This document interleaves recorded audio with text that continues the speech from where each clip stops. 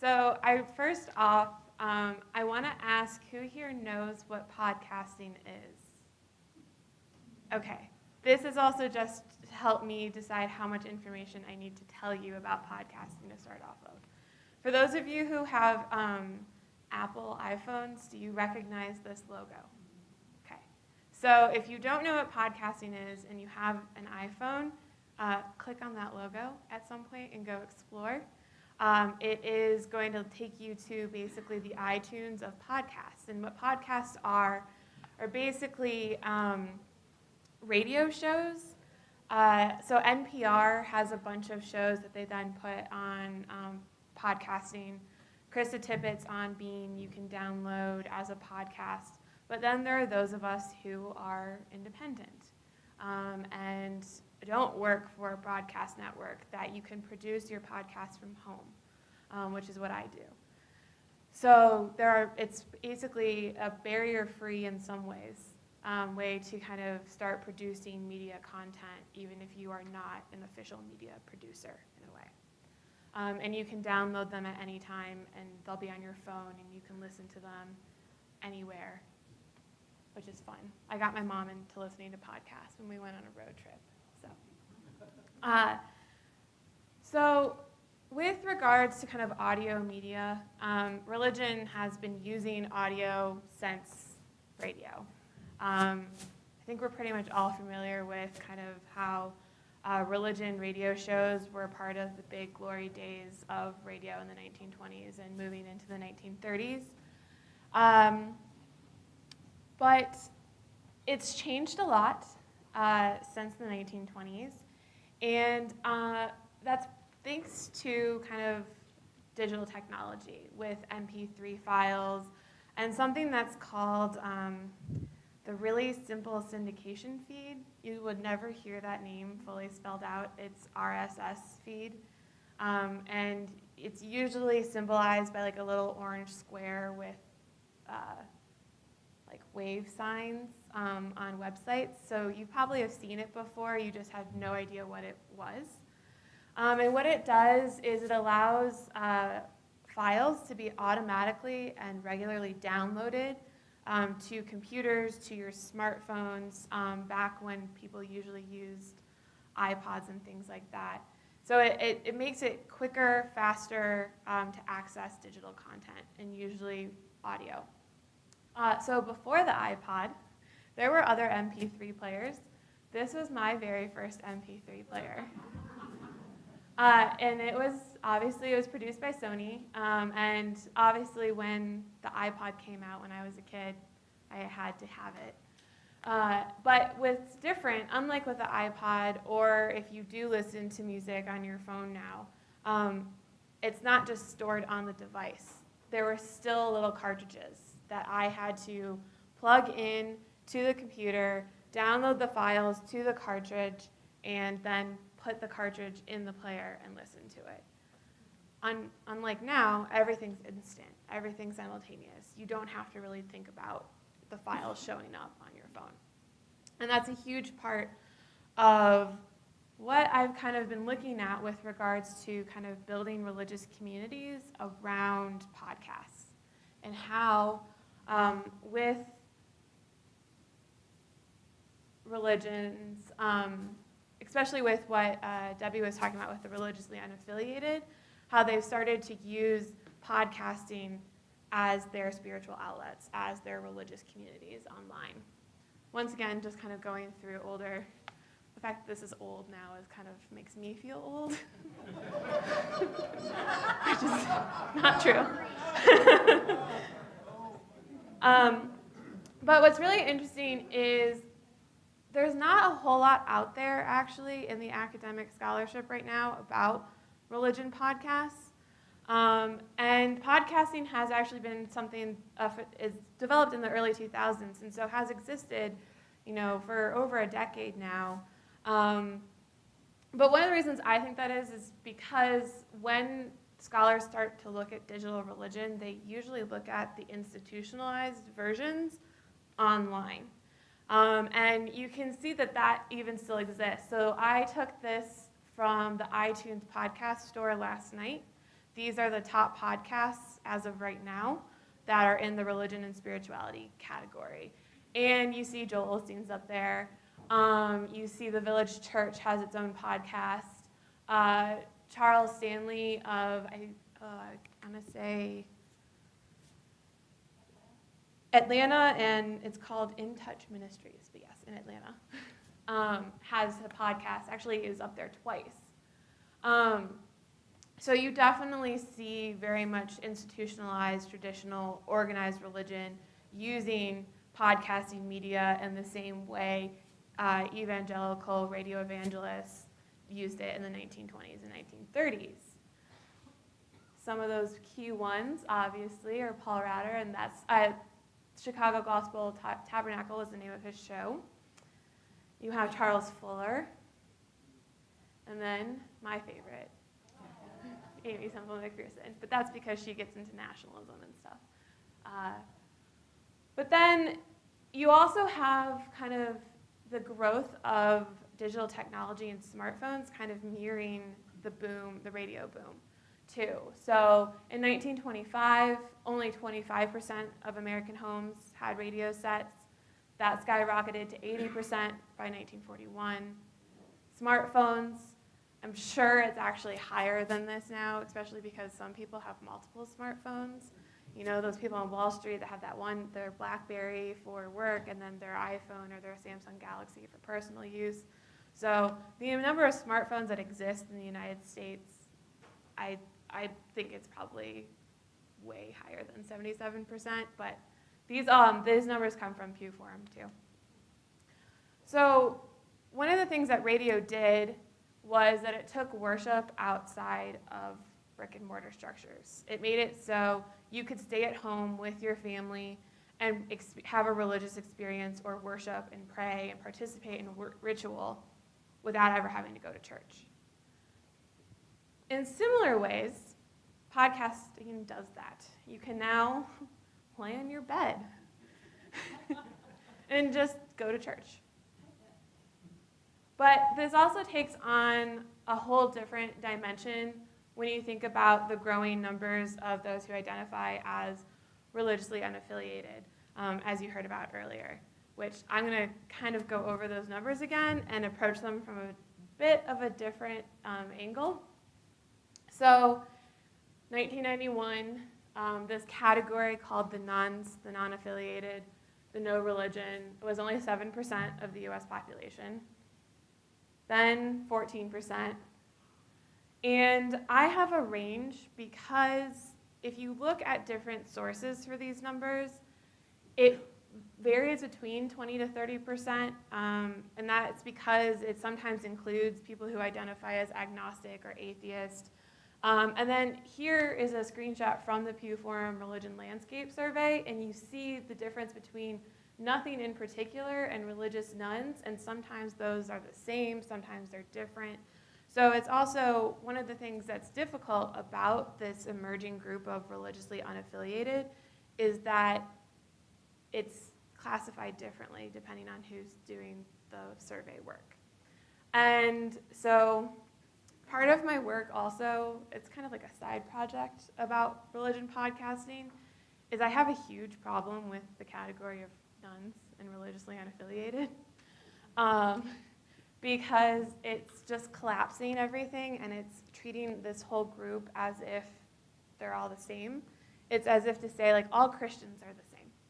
All religiously unaffiliated people do not identify in the same way. And that's also because they may still be very religious in the way that people here would use that term, but they don't want to identify with an institution. So I have a term I like to use called religion fluid, or to be religiously fluid. And that comes from a lot of the studies that have been coming out about gender identity and sexuality and things like that. But this concept that religion's not a static identity marker. You're not, yes, you may identify as Christian your entire life, or Buddhist your entire life, or Muslim your entire life, but your relationship to that and what you mean by saying you're Christian or Buddhist or Muslim shifts from day to day. So it's fluid. So when I'm talking about the religiously unaffiliated, I'll still say religiously unaffiliated, but that was a whole caveat to tell you I can't stand that term. And this is the term that I like. But with the religiously unaffiliated, they're not going to church on a regular basis. They're not going to places of worship. But they're still kind of looking for that community. A gentleman brought up the ministry of loneliness in the UK, and kind of this idea of you still want to participate in a group, but you don't want to deal with that institution that you've had problems with. That maybe, especially in sort of ex-evangelical communities, they talk a lot about institutional trauma. So ways that you just you only identify negatively when it comes to institutionalized religion. So you want nothing to do with it, but you still want that spiritual experience, you still want your ritual, and you still want community. That's where podcasting comes in. So we start to talk about religion and new media, digital media, and I've started to notice with one podcast in particular, which I'll introduce you to in a second to kind of illustrate what I'm talking about, but it's this blending of new and old. There are certain aspects of traditional religious identity and theology that emerge and still exist in these podcasting religious communities. It's a lot of words in one phrase. But they understand community differently because it's online. Yes, they have offline gatherings, they have offline meetings. You can probably find somebody in your city that also listens to the same podcast and has the same religious beliefs as you, but it's primarily all online. But it's still their offline religious experience, belief, and identity. And then it's a lot about storytelling. Stories are part of all religions, but when they start to talk about religious identity, it's more of the conversion narrative and the deconversion narrative, too, of how your religion changes from day to day. And there's no authority figures in the traditional sense. It's very much more kind of like collective and communal experiences of religion, which I'm now going to give you a case study to kind of explain what I mean by all of this. So has anybody here ever listened or heard of the liturgists? Yes. Okay. Did you go to the gathering in Denver? No. No? Okay. Okay. So, the liturgist was founded by Michael Gungor, who is actually a very well-known Christian musician. He became famous because he has a Christian music record deal and is in multiple bands. Grew up as the worship leader at his father's church, so has spent his entire life pretty much kind of in this Christian music world. His co-partner is Michael McHargue, who, has anybody ever heard of Science Mike? Okay, that's another podcast. And Michael McHargue is Science Mike. So I'm going to refer to them as Gungor and Mike because they're both Mikes and they'll just get confusing. But Gungor and Mike actually met in Denver at a Rob Bell party. And they were both going through crises of faith. They both grew up even in evangelical traditions. Both had kind of left the church.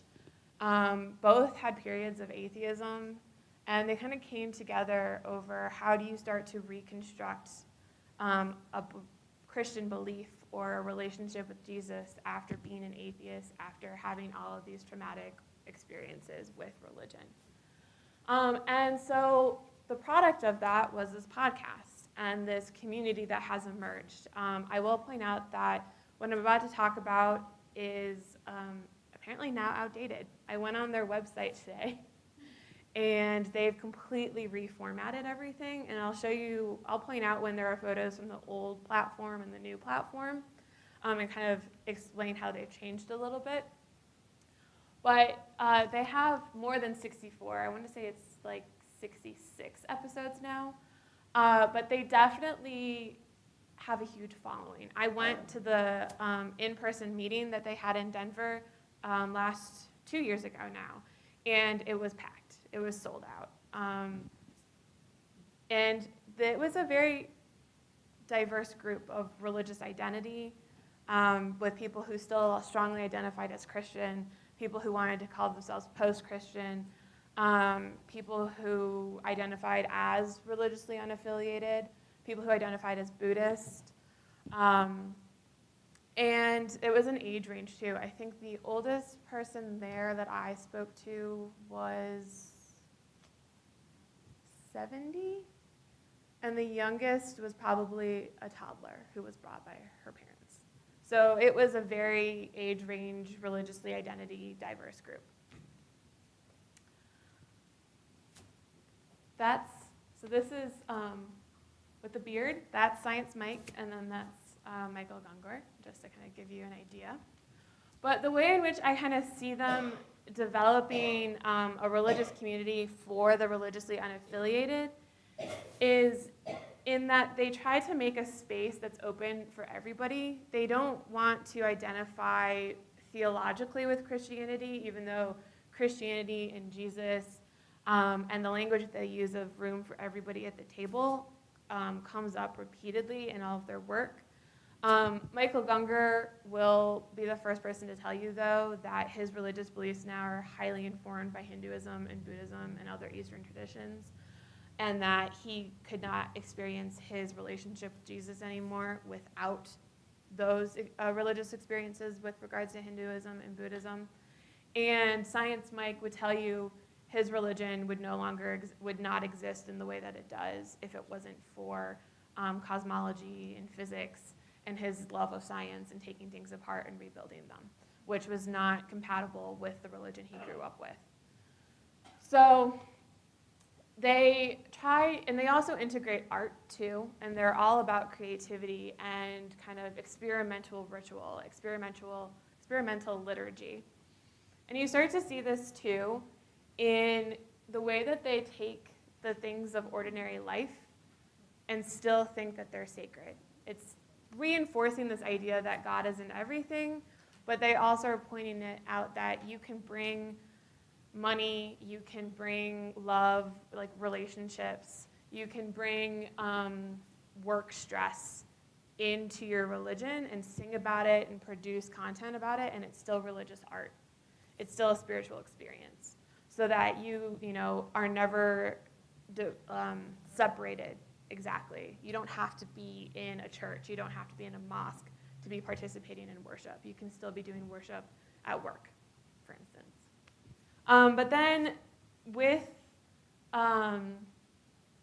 particularly with regards to the kind of how they approach religion, counter to how they grew up with religion, it's very much of we ritualize integrating everybody into our community through the podcast. So in a way, you can also consider every single episode that they've ever published as kind of a church service, as a worship, as a liturgy. They would prefer the word liturgy, and I say that because I've actually spoken with them. And you can see how conversation in itself becomes a ritual, and how just by having a one-on-one conversation or a roundtable conversation like they did for the LGBTQ episode, they are ritually integrating different types of belief systems with regards to creativity and art, with regards to those who are usually considered marginalized or on the fringes of traditional religion. And once again, you have to remember that they're coming from a formerly evangelical background. So they're dealing with kind of like the gender norms that you saw with regards to kind of Hillsong, and who is and isn't included or considered worthy of the community. And so they're trying to break down those barriers, and one way that they're also doing that is they're online. There are no barriers. You can listen to them for free. Anyone can participate. You can write them. You can engage with them on social media. You can tweet at them. You can Facebook at them. You can email them. They're open to you. But then I also see them as kind of creating this religious community through a podcast because they have a creed. And once again, I know, or at least when I spoke with them a couple years ago, They would say that they don't have a creed because they don't consider themselves to be an organized religion or an official denomination or church. But in a lot of ways, they're kind of replicating those ideas through podcasting and the content and the way that they talk about themselves. So this is actually the new homepage of the newest website that I saw this morning. And I'll just read this because it's kind of hard to see. The liturgists are a global community working to subvert the barriers our society builds around religion, race, gender, ability, and sexuality. Our work is centered around compelling discussion, non-judgmental community, and thoughtful, evocative art. We believe there's room at the table for all who are hungry. So they're already seeing some like traditional Christian language, but you're also seeing they're trying to expand it to be inclusive where you don't even have to be religious or identify with any religion to participate in this. You could just care about social justice issues. You could just care about wanting to have a community where you can talk about these things. You could just be somebody who really likes art and likes music and wants to see how this group is integrating all of that with social justice, with spirituality, and things like that. So then you have the issue of authority. Yeah, there's two leaders, and they're the people who host the podcast, host kind of the in-person meetings and everything. But they're not authoritative in the traditional sense. They don't tell you what you need to believe. They don't tell you that you have to come and listen to their podcasts all the time. They're not the person you go to get answers to kind of like your spiritual questions. In a way, they kind of function more as like a therapist. If you do have questions like that, they'll talk through it with you. It's more pastoral than authoritative. But even then, they're like, we have our own issues. We have our own doubts. We're not a source of authority or a source of information in any way. And they also kind of talk about, too, this democratic idea of we are like everyone together, collective, the work of the people. So this is also from their new website. They've started doing a bunch of other things, in-person meetings that are smaller than the gatherings. They also are starting a new video series that I have to investigate now. But what I see going on with this podcast and with a couple others, particularly like Mormon stories too, is you have this very flexible and emergent faith that's always developing and always shifting. And this goes back to the idea of religion fluidity.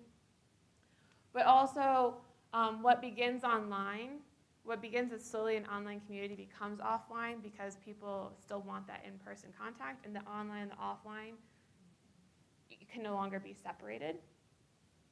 And a pushback against traditional religion and institutionalized practices. So that is where I am at with the liturgist right now.